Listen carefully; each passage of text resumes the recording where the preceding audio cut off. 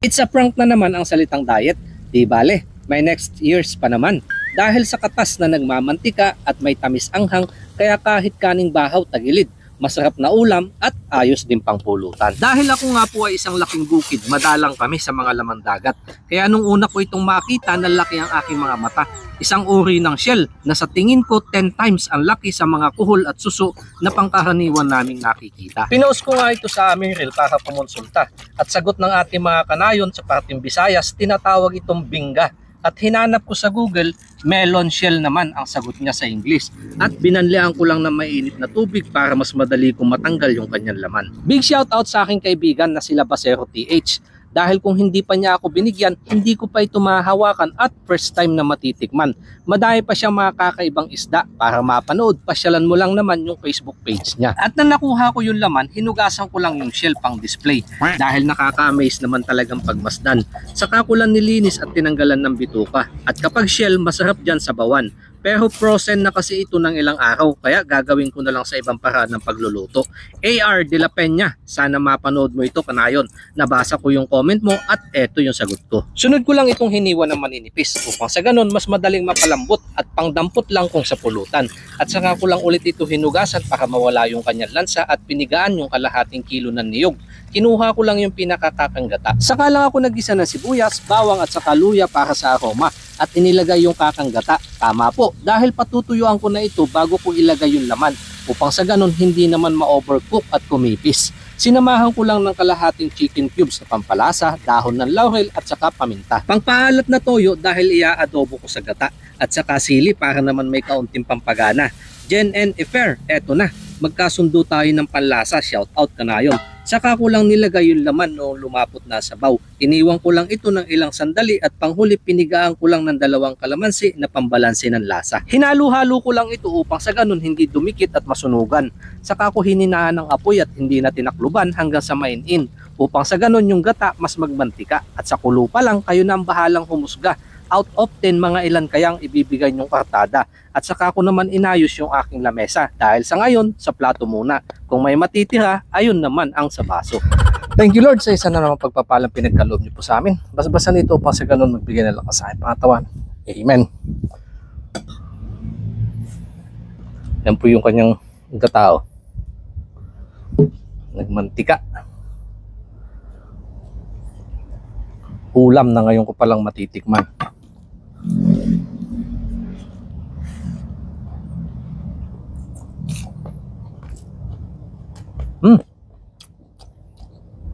Sarap. Yung laman po niya, may kaunting lutong. Yung parang kumakain ka ng litid. Pero hindi naman ho yung litid na makunat.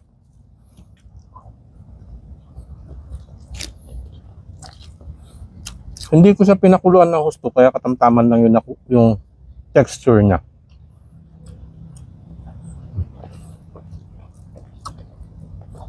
Alam niyo, may gata. Kami tamis yung kanyang sabaw. Sakto yung alat ng toyo. At nagpasahapunan yung anghang niya.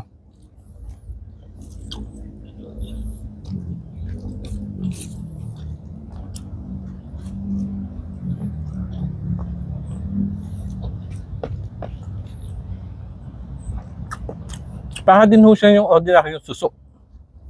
Yung nga lang, mas masarap po ito dahil malalaki yung hibla.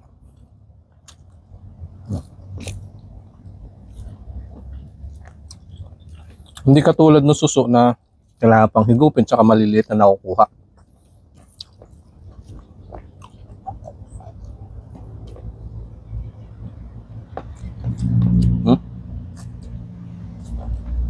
May kinig niyo po sa ngipin ko. No, nilalagutukan.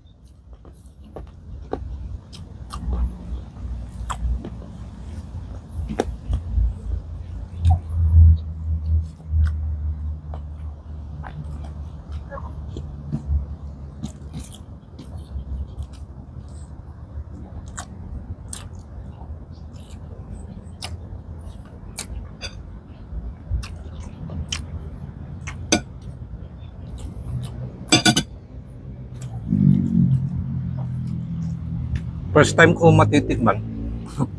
Hindi ko na alam kung kailan ulit yung sunod.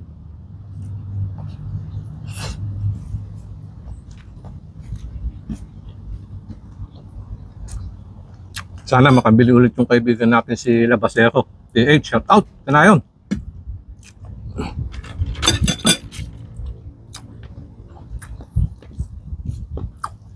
Makabili ulit.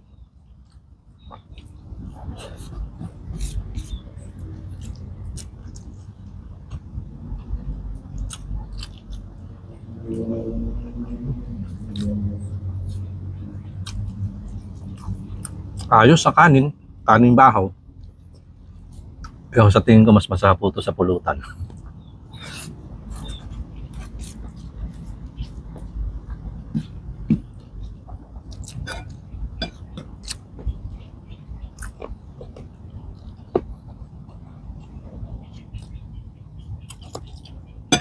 Kaya hindi ko huubusin.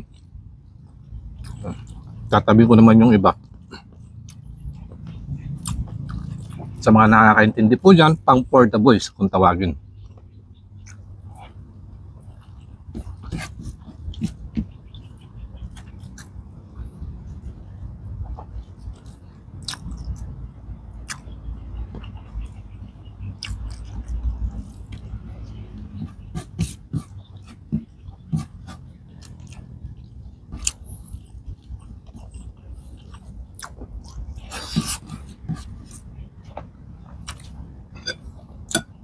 Kaunti na lang.